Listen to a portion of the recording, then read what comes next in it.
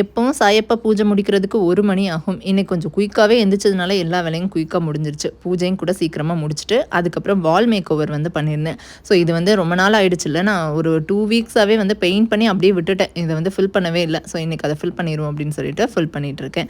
So என்னோட வீட்ல birthday, ஆனிவர்சரிக்கு gift வந்திருக்கும். அத நான் போட்டு பூட்டி அப்படியே பத்திரமா வச்சிருப்பேன். வேற யாராவது பர்த்டே வந்தா குடுத்துடலாம் அப்படின்னு சொல்லிட்டு. பட் இன்னைக்கு அத யூஸ் பண்ணிடலாம் அப்படின்னு சொல்லிட்டு, மத்த எல்லாத்தையும் எடுத்து இந்த இடத்துல ஃபுல்லா அரேஞ்ச் பண்ணி வச்சுட்டேன்.